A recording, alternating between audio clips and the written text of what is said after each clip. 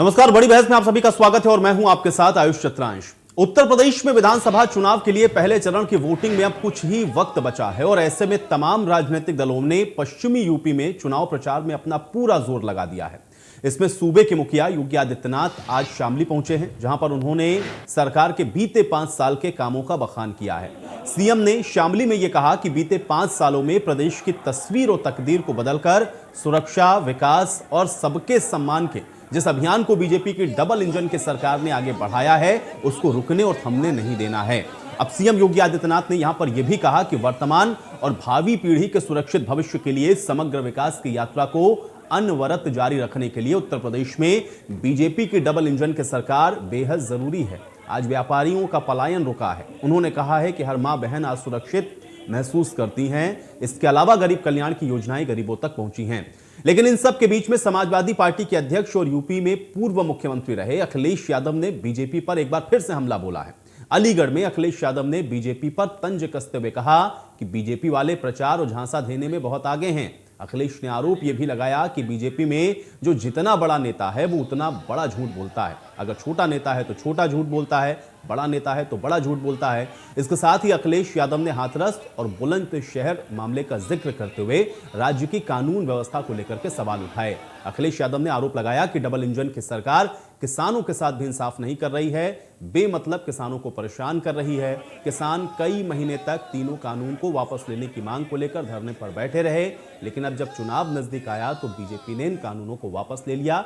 लेकिन किसानों की समस्याएं अभी भी दूर नहीं हुई हैं। किसानों को खाद नहीं मिल रही है, किसानों को गन्ने का पेमेंट नहीं मिल रहा है। इन तमाम बड़ी बातों को कहते हुए एक बार फिर से अखिलेश यादव ने निशाना भारतीय जनता पार्टी पर साधा।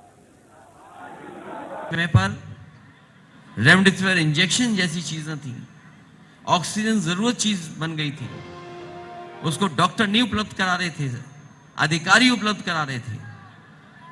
अगर किसी ने जनता को धोखा दिया है तो डबल इंजन की सरकार ने धोखा देने का काम किया है। ये बीजेपी वाले प्रचार में बहुत आगे हैं, झांसा देने में बहुत आगे हैं, झूठ बोलने में बहुत आगे हैं। जो भारतीय जनता पार्टी के नेताओं का आप देखोगे, जो जितना बड़ा नेता उतना बड़ा झूठ बोलता है।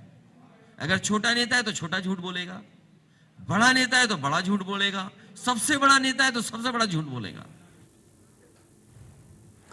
तो वार पलटवार का दौर लगातार जारी है और ये वार पलटवार आपको लगातार देखने को मिलेगा जब तक उत्तर प्रदेश के अंदर सभी चरणों के चुनाव यानी कि मतदान संपन्न हो नहीं जाते और नतीजों का इंतजार अभी जनता को करना पड़ेगा। लेकिन वार पलटवार को किस तरह से देखा जाए और ये जो बयानबाजियां चल रही हैं उसका फर्क कितना पड़ेगा उत्तर प्रदेश के विधानसभा चुनाव पर, आज इसी पर आज की बड़ी बहस की शुरुआत करते हैं। सभी मेहमान मेरे साथ जुड़ गए हैं, पहले उनके साथ आपका परिचय करवाते हैं, फिर डिबेट की शुरुआत करेंगे। राघवेंद्र सिंह जी हमारे साथ जुड़ रहे हैं, भारतीय जनता पार्टी के प्रवक्ता हैं। राघवेंद्र जी, बहुत स्वागत है आपका इस चर्चा में। चंद्रेश कुमार सिंह जी हमारे साथ जुड़े हुए हैं, कांग्रेस पार्टी के प्रवक्ता हैं। चंद्रेश जी, आपका भी बहुत स्वागत है। और सुनील सिंह जी हमारे साथ जुड़े हुए हैं, समाजवादी पार्टी के नेता हैं। सुनील जी, आपका भी स्वागत है। राघवेंद्र जी, अखिलेश जी की बात को अभी आपने सुना होगा या उनके प्रेस कॉन्फ्रेंस को आपने जाहिर है कि देखा होगा, लेकिन जो बड़ी बात अखिलेश यादव आज कह रहे थे, एक तो उन्होंने किसानों के मुद्दे को एक बार फिर से उठाया, दूसरा उन्होंने एक बड़ा आरोप लगाया जिसमें वो ये कह रहे हैं कि भारतीय जनता पार्टी में जो जितना बड़ा नेता है वो उतना बड़ा झूठ बोलता है, जो छोटा नेता है वो छोटा झूठ बोलता है। यानी कि जो बातें आप लोग कह रहे हैं, जो दावे आप लोग कह रहे हैं, वो झूठ के सिवा कुछ नहीं है। आपका पहला रिएक्शन मैं इस पर चाहूंगा। देखिए आयुष जी, कुछ तो लोग कहेंगे, लोगों का काम है कहना। अखिलेश यादव उत्तर प्रदेश के 4 बार मुख्यमंत्री रहे। मैं इनके पीसी देखता रहता हूं, कभी कोई तथ्यात्मक बात नहीं कहते हैं। कभी इन 4 वर्षों की जो इन्होंने 4 बार उत्तर प्रदेश में इनकी सरकार रही उसकी उपलब्धियां, एक उपलब्धि नहीं बताने का काम करते हैं। भारतीय जनता पार्टी के लिए अनर्गल प्रलाप करते रहते हैं। क्या उत्तर प्रदेश की जनता भूल गई है कि इनके समय में 22 शुगर मिलें बेची गई थी? क्या उत्तर प्रदेश की जनता भूल गई है? इन्होंने मात्र 85 हजार करोड़ के गन्ना किसानों का भुगतान कराया था। भारतीय जनता पार्टी ने विपरीत परिस्थितियों के बावजूद 1.5 लाख करोड़ गन्ना किसानों का भुगतान कराया। क्या उत्तर प्रदेश की जनता खास करके पश्चिमी उत्तर प्रदेश की जनता मुजफ्फरनगर कांड भूल गई है, इसमें 65 से अधिक हत्याएं हुई थी और हजारों लोग बेघर हुए थे? क्या जवाहर बाग हत्याकांड भूल गई है जिसमें रामवृक्ष यादव अभी भी गायब है? क्या समाजवादी पार्टी के क्या यही चेहरा है क्या? लेकिन समाजवादी पार्टी के राघवेंद्र आंखों जी में देखिए, ये तेवर तो क्या आपने है क्या? राघवेंद्र जी सारी 2017 से पहले की बातें बताई ना। 2017 में तो जनता ने इसीलिए आपको मैंडेट दे दिया था कि आप सत्ता में आए। लेकिन अगर आप सत्ता में ये कह के आए हैं कि आपने किसानों की आय को दोगुना करना है, आप 14 दिन में गन्ने का पेमेंट करेंगे, और अगर वो आप कर नहीं पाए तो उसको लेकर के तो सवाल विपक्ष उठाएगा ही। विपक्ष का काम ही यही है कि वो सवाल उठाए कि नहीं साहब नहीं आपने ये नहीं किया। क्या गन्ना पेमेंट आपने पूरा कर दिया है? अभी बकाया नहीं है किसानों का एक भी रुपया। नहीं नहीं आयुष जी, बिल्कुल सही आप कह रहे हैं। हमने बहुत बड़ी सफलता पाई है। मैंने कहा ना, इनके पूरे 5 वर्षों में 85,000 करोड़ का गन्ना किसानों का भुगतान किया गया था, और भारतीय जनता पार्टी लगभग उसके दूने पर 1.5 लाख करोड़ गन्ना किसानों का भुगतान हम लोगों ने किया हुआ है। भारतीय जनता पार्टी ने विपरीत परिस्थितियां, मैं इसलिए कह रहा हूं कि 1.5 वर्ष लगभग कोरोना काल में हमारा खराब हुआ। अगर वो 1.5 वर्ष न खराब हुआ होता, लगभग हम और 50% के आसपास गन्ना किसानों का भुगतान कर दिए होते। हाँ, निश्चित रूप से कुछ शुगर मिल डिफाल्टर है, उनके विषय में जांच चल रही है। ऐसा नहीं, अब अपराधियों के खिलाफ, दोषियों के खिलाफ हम लोग कार्रवाई करते रहते। हमारी सरकार ने 85 लाख से अधिक गरीबों को आवास उपलब्ध कराए हुए हैं। उत्तर प्रदेश की सरकार ने 1.5 करोड़ घरों को मुफ्त बिजली हम लोगों ने उपलब्ध कराई है। 7 करोड़ लोगों को मुफ्त 5 लाख तक का बीमा उपलब्ध कराया है।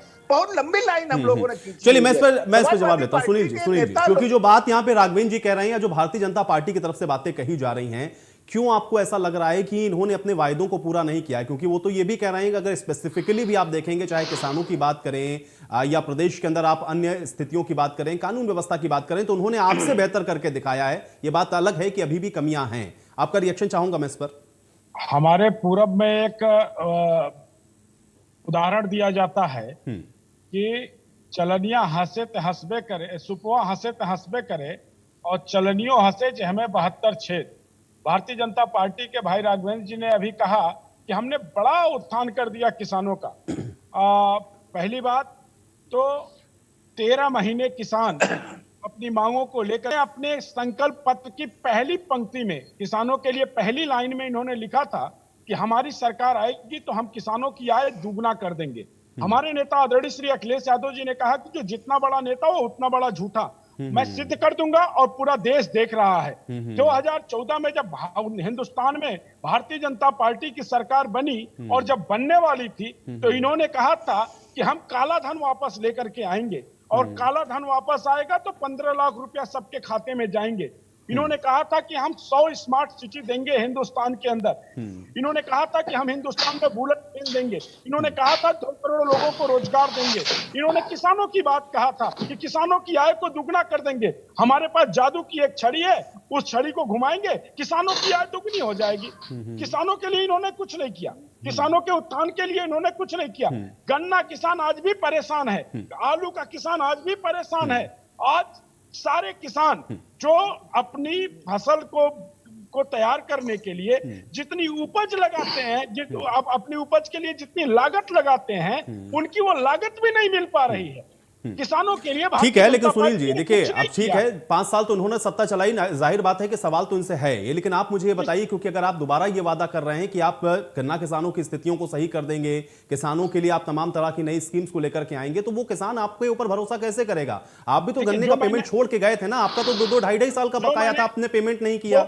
वहां गन्ना किसान परेशान था। आपके समय में भी तो गन्ना मिले बिकी है ना, तो उसका जवाब कौन देगा? हमारे नेता आदरणीय श्री अखिलेश यादव ने जो कहा है वो किया है, वो करके दिखाया है। वो बाकी क्यों वादों से बाकी क्यों रहा? गन्ने का पेमेंट आप क्यों नहीं कर पाए? और अभी आपके पास वो मैकेनिज्म क्या? सुनील जी, मैं मेरा सवाल यह है, मैं कह रहा हूं देखिए, वायदे तो सब करते हैं ना, अक्षरशः उसको जमीन पर कौन सी पार्टी उतार पाती है? क्योंकि वायदे करना बड़ा आसान है। हाँ, ये जरूर हो जाए कि अगर ये पार्टियां जो वायदे कर रही हैं उनको पूरा नहीं कर पाए, तो अगली बार उनको चुनाव लड़ने का अधिकार नहीं होना चाहिए। ये कानून नहीं, अगर ये कानून बन जाए तो ये वायदे होने बंद हो जाए। वायदे तो आप भी बहुत कुछ कर रहे हैं। समाजवादी पार्टी की सरकार में किसान आलू लेकर के विधान भवन के सामने ट्रैक्टर ट्राली से गिराया नहीं था। समाजवादी पार्टी की सरकार सड़कों पर फेंक देते थे, सड़कों पर फेंक देते थे। जब 50 पैसे प्रति किलो आलू बिकना शुरू होता था तो सड़कों पर फेंक दिया जाता था। मैं भी उत्तर प्रदेश से ही आता हूं और मुझे पता है कि वहां पर स्थितियां क्या थी। सड़कों पर नहीं फेंका, सड़कों पर 50 पैसे प्रति किलो आलू बिक रहा था, उसको सड़कों पर फेंका, उसको सड़कों पर फेंका। हमारी सरकार, समाजवादी पार्टी की सरकार ने जो मंडियों की स्थापना किया था, एक्सप्रेसवे के बगल में मंडियों की स्थापना किया था, क्या वो कोई भूल सकता है क्या? लेकिन भारतीय जनता सुनील जी पार्टी देखिए, की जो आपने सरकार काम में किया उससे किसानों मेरा ने बिल्कुल आंदोलन इनकार करके नहीं है। विधानसभा आपने के 5 सामने साल कोई प्रदेश के अंदर नहीं सत्ता फेंका। चलाई थी, मेरा किसानों इनकार ने- नहीं है कि आपने एक्सप्रेसवे बनाया, आपने मेट्रो बनाई, आपने मंडियों की स्थापना की, उससे मेरा इनकार नहीं है। मेरा सवाल किसानों ने बेसिक अपने ये है, गन्ने को सुनील जी अपने मेरा खेत सवाल में पहले चलाया सुन कि लीजिए, नहीं मेरा सवाल चलाया? सुनिए, मैं समझ गया, आप बता रहे हैं अपने समय का बखान कर रहे हैं। मैं ये कह रहा हूं कि अगर आप भुगतान कर नहीं पाए, जब 5 साल आप लोग सत्ता चलाते रहे, 2.5 साल का पेमेंट अगर आप छोड़ करके चले जाएंगे, जनता कैसे भरोसा करेगी कि इस बार कौन सा अरे मैजिक हमने आपके पास है, किया। कौन सी जादू की छड़ी हमने आपके पास है? आप भी बिल्कुल वैसी ही बात कर रहे हैं जैसे भारतीय जनता पार्टी ने कही कि हम 22 तक किसानों की आय दोगुनी कर देंगे, वो नहीं कर पाए। आज आप कह रहे हैं कि हम आपका पेमेंट कर देंगे। इनसे बेहतर पोजीशन में समाजवादी पार्टी की सरकार में किसान रहा, चाहे गन्ना का किसान, चाहे आलू का किसान, चाहे किसी भी खेती तो का बेहतर किसान होता रहा तो वो हो, आपको इनसे दोबारा चुन बेहतर लेता, लेकिन व्यवस्था सुनील में जी रहा। उसने दोबारा आपको नहीं चुना। नहीं, इनका झूठ,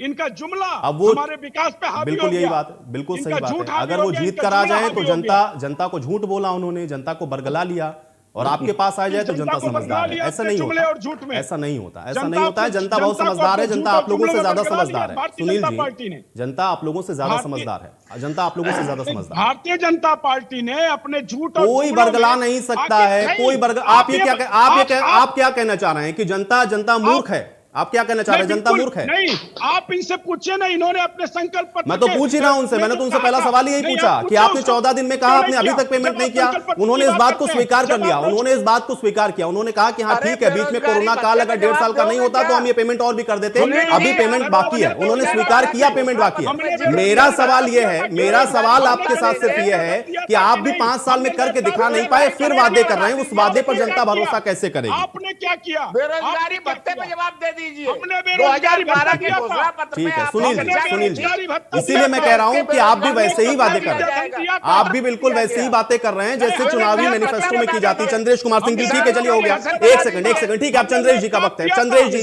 ठीक है, सुनील जी राघवेंद्र जी, दोनों लोग शांत हो जाए, दोनों लोग शांत हो जाए, ठीक है। अरे अभी समय है भाई, अभी समय है, जनता वोट डालने के लिए जाएगी, अगले हफ्ते पता चल जाएगा, 10 तारीख को सबका हिसाब होगा। चंद्रेश जी, राघवेंद्र जी, सुनील जी, दोनों लोग शांत हो जाए। चंद्रेश कुमार सिंह जी, आपका रिएक्शन ऐसा है, समाजवादी पार्टी और भारतीय जनता पार्टी के प्रवक्ताओं की बौखलाहट ये बता रही है कि इन्होंने काम किए होते तो आज इन्हें इस तरह लड़ना नहीं पड़ता। सबसे पहले मैं भारतीय जनता पार्टी की प्रवक्ता को जवाब देना चाहूंगा कि इन्होंने किस प्रकार से झूठ और भ्रम फैलाने का काम आपके मंच पर किया।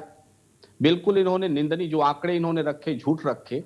4.5 साल में इन्होंने मात्र गन्ना का 50 रुपया कीमत बढ़ाया और 15,000 करोड़ रुपया आज भी गन्ना का बकाया है।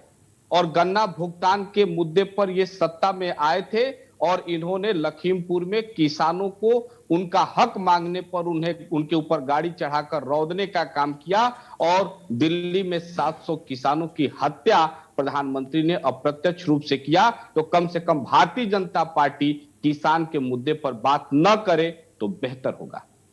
आज महंगाई चरम पर है, सब्सिडी खत्म करते जा रहे हैं, लागत बढ़ता जा रहा है, खाद बीज की कीमतें आसमान छू रही हैं, लेकिन गेहूं और धान की कीमतों में उस अनुपात में इन्होंने वृद्धि नहीं किया। छत्तीसगढ़ में 2500 रुपया क्विंटल धान खरीदा जाता है, गेहूं खरीदा जाता है, उत्तर प्रदेश में क्यों नहीं खरीदा जा सकता? ये मैं भाजपा के प्रवक्ता से जानना चाहता हूं। दूसरी चीज, 4.5 साल में यदि भारतीय जनता पार्टी ने काम किया होता तो कैराना पर इनको आज वोट मांगना नहीं पड़ता।